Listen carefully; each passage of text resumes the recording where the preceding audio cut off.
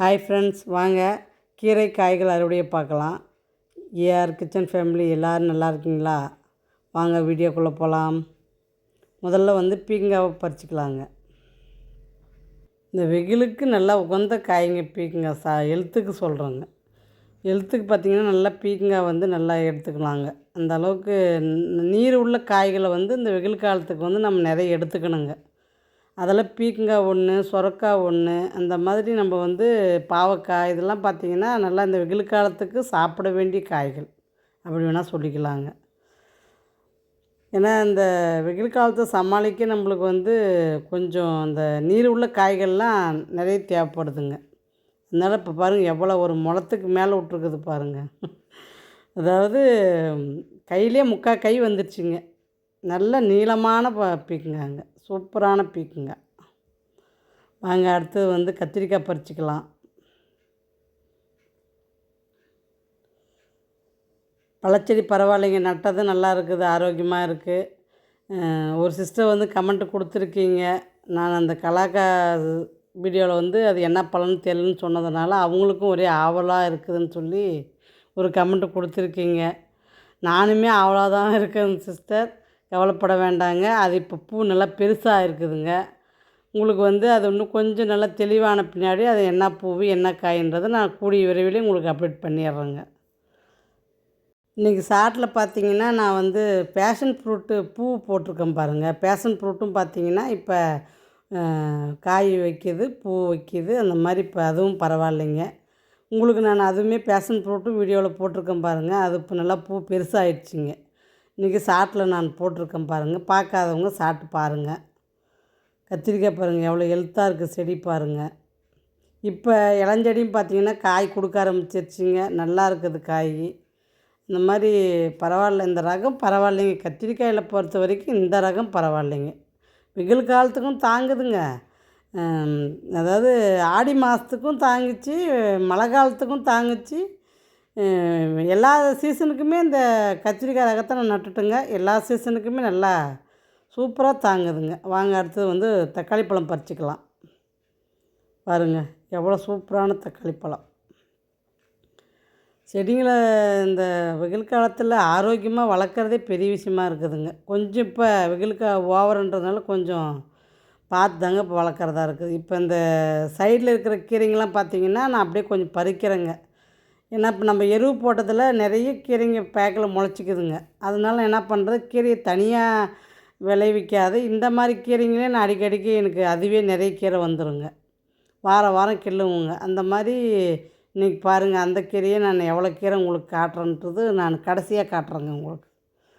ஏன்னா எல்லா பேக்கிலையுமே முளைச்சிக்குதுங்க. அந்த கீரையினுடைய தண்டு கீரையாகட்டும், பொன்னாங்கண்ணி கீரை, கலப்பு கீரை தாங்க, ஒரே விதமான கீரை கிடையாது. அப்புறம் கனவாழைக்கீரை இதெல்லாம் இந்த கனவாழைக்கீரைலாம் பார்த்திங்கன்னா இந்த ஆட்டெருவு போட்ட பின்னாடி தாங்க என் மாடி தோட்டத்தில் வந்தது அந்த கீரைங்கெல்லாம்.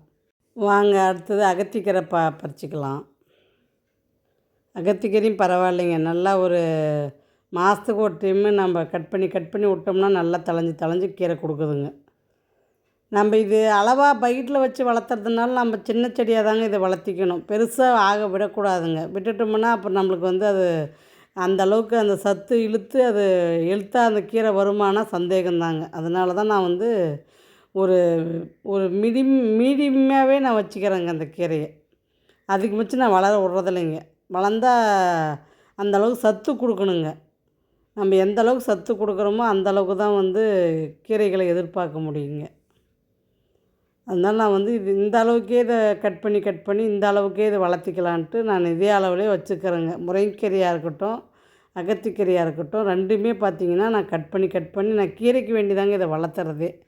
அதனால் இதை நான் பூவுக்கு வேண்டியோ இல்லை காய்க்கு வேண்டியோலாம் கிடையாதுங்க. பூ எப்படி விடுறதுனா, நான் கீரை பறிக்கிறதுக்குள்ளே பூ மொட்டு விட ஆரம்பிச்சிருச்சுங்க. அதனால் சரி பூவும் ஒரு நாள் சமைக்கலாமேன்னு சொல்லிட்டு தாங்க அதை கொஞ்சம் பறிக்காத விட்டுட்டு இருந்தேன். அதனால தான் பூ உங்களுக்கு ஷார்ட்டில் வீடியோவெல்லாம் உங்களுக்கு பூ கூட வருங்க இதுக்கு மேலே. இந்த அகத்திக்கீரையில் பார்த்திங்கன்னா நம்மளுடைய அன்றாட கால்சியம் தேவை ஒரு 100 கிராம் கீரையிலே நம்மளுக்கு கிடச்சிருதுங்க. அதனால் இது அவ்வளோ ஒரு சத்து உள்ள நிறைஞ்ச கீரைங்க. இது கடையிலையுமே நம்மளுக்கு கிடைக்கிறது இல்லைங்க இந்த அகத்திக்கீரை. வாங்க அடுத்தது பச்சை மிளகா பறிச்சிக்கலாம் கொஞ்சம். மறுபடியும் எல்லாம் பழமெல்லாம் பறித்து ஆயிருக்குதுங்க, அதை மட்டும் பறிச்சிக்கலாம். பச்சை மிளகாவும் இப்போ நம்மளுக்கு வீட்டுக்கு அப்பப்போ தேவைப்படுறதுனால நம்ம அதையும் வார வாரம் ஒரு ஒரு 100 கிராம் அளவுக்கு பறித்து வச்சுக்கோங்க. கரெக்டாக சரியாக போயிடுங்க. அது சட்னி அரைக்க, வெரைட்டி ரைஸ் செய்ய, அந்த மாதிரி நம்மளுக்கு வந்து அது தேவைப்படுது பச்சை மிளகா.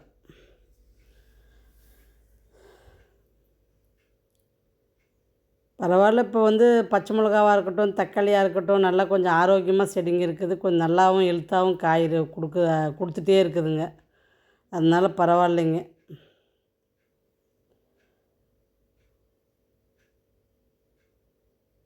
இன்னும் நிறைய மிளகாய் இருக்குதுங்க. நான் தான் கொஞ்சமாக பறிக்கிறேங்க இன்றைக்கி. கொஞ்சம் முத்தினதை மட்டும் இன்றைக்கி பறிக்கிறேங்க. மீதியெல்லாம் இன்னொரு கொஞ்சம் ஊறட்டும், அதுக்கப்புறம் பறிச்சிக்கலாம் அப்படின்ட்டு விட்ருக்குறேங்க. நிறைய பேர் நிறைய கமெண்ட் வாழ்த்துக்கள் சொல்லியிருக்கீங்க. எல்லாருக்கும் ரொம்ப ரொம்ப நன்றிங்க. வாங்க அறுவடையை பார்க்கலாம். பாருங்கள், 2 பீக்கங்காய் 1 கிலோ வருங்க. 1/2 கிலோ கத்திரிக்காய் வருங்க. கீரை பாருங்கள், கலப்படக்கீரை, அகத்திக்கீரை ரெண்டுமே இருக்குதுங்க இன்றைக்கி. தக்காளி ஒரு 1/2 கிலோ வருங்க. அந்த மாதிரி ஒரு கீரை பாருங்கள் இன்றைக்கி. சூப்பரான அறுவடைங்க. வீடியோ ஸ்கிப் பண்ணி போக வேண்டாங்க. அடுத்தது வல்லாரை காட்டுறோங்க, அதையும் பாருங்கள். அது எப்படி இருக்குதுன்றதையும் கமெண்ட் கொடுங்க. ஏன்னா இப்போ வல்லாரை பறிக்கிறேங்க. வீட்டுக்கு வெளியே காம்பவுண்டுக்கு முன்னாடி வச்சுருக்குறேங்க வல்லாரை. அதையும் உங்களுக்கு வந்து எவ்வளோ வல்லாரை இருக்குது பாருங்கள் அப்படின்னு பறித்து உங்களுக்கு காட்டுறேங்க. இன்றைக்கி வல்லாரையும் கொஞ்சம் சட்னி செய்கிறதுக்கு பறிக்கிறேங்க. ஒரே ஒரு வட்டம் பறித்தாவே அந்தளவுக்கு நம்மளுக்கு வல்லாரை வந்துடுங்க. அவ்வளோ வல்லாரை, அதாவது நெருக்க இருக்குங்க வல்லாரை. நான் வந்து இப்போ இது வல்லாரை இப்போ நிறைய பறிக்கிறது எப்படின்னா, கட் பண்ணி தாங்க நிறைய பறிப்பேன். அந்தளவுக்கு தாங்க நிறைய வல்லாரை கிடைக்குங்க நம்மளுக்கு. தண்ணி விட்டோம்னா போதுங்க, நல்லா சிலுன்னு பொதன்னு வளர்ந்துருங்க இது. அதனால தான் நிறைய நான் வந்து வல்லாரை பொடி, வெத்தலை பொடி இது மாதிரி செஞ்சு வச்சுக்கிறதுங்க. ஏன்னா நிறைய வல்லாரை என்ன பண்ணுறதுன்னு சொல்லிவிட்டு நான் அந்த மாதிரி பொடி செஞ்சு வச்சுக்கிறதுங்க. சமையலுக்கு கொஞ்சம் போட்டு கலந்து சமைச்சிருவோங்க. இன்றைக்கி கொஞ்சம் சட்னி அரைக்கலாம் அப்படின்னு சொல்லிவிட்டு கொஞ்சம் ஃப்ரெஷ்ஷாக பறிக்கிறேங்க.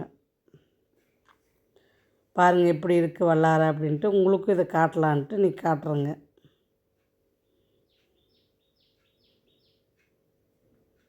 வீடியோவுக்கு கொஞ்சம் லைக் போட்டு பாருங்கள். வீடியோவுக்கு பார்க்குறவங்க லைக் கொடுக்குறது இல்லைங்க. அதனால் வீடியோவுக்கு லைக் போடுங்க, சப்ஸ்கிரைப் பண்ணுங்கள். இன்னும் இந்த சீக்கிரம் தொடலான்னு பார்த்தா சப்ஸ்கிரைபே ஏற மாட்டேன்துங்க. பாருங்கள், கனவாழைக்கீரை இங்கே கூட பாருங்கள் முளைச்சிருக்குது நிறைய. அந்த கனவாழைக்கீரை எருவு எங்கெங்கெல்லாம் நான் போட்டனோ அங்கெல்லாம் அந்த கீரை வந்துருச்சுங்க. கனவாழைக்கீரை, தண்டுக்கீரை, பசலைக்கீரை, வல்லாரை இதெல்லாம் சேர்த்து தாங்க ஒரு சட்னி அரைப்பேன் நான். கலப்பட சட்னி தாங்க இன்றைக்கி. இது பார்த்திங்கன்னா இந்த கிட்னிக்கெலாம் நல்லதுன்னு சொல்லுவாங்க, அந்த ஸ்டோனுக்கு நல்லதுன்னு சொல்லுவாங்க. அந்த பேர் கூட இப்போ நான் மறந்துட்டேங்க. இல்லைன்னா அந்த பேர் உங்களுக்கு நான் சொல்லிடுவேங்க. அந்த பேர் எனக்கு ஞாபகத்திலே நிற்கிறது இல்லைங்க, அடிக்கடிக்கு மறந்துடுவோங்க. ஆனால் அதுவே நான் தனியாக அதை பார்க்கும்போது பார்த்திங்கன்னா ஞாபகத்துக்கு வந்துடுதுங்க அந்த பேர். சரி வீடியோவில் சொல்லலாம் அப்படின்னு பார்க்கும்போது அந்த பேரை நான் மறந்துடுறேங்க. உங்களுக்கு யாராவது தெரிஞ்சால் கமெண்ட் கொடுங்க, நான் மறுபடியும் ஞாபகப்படுத்திக்கிறேன்.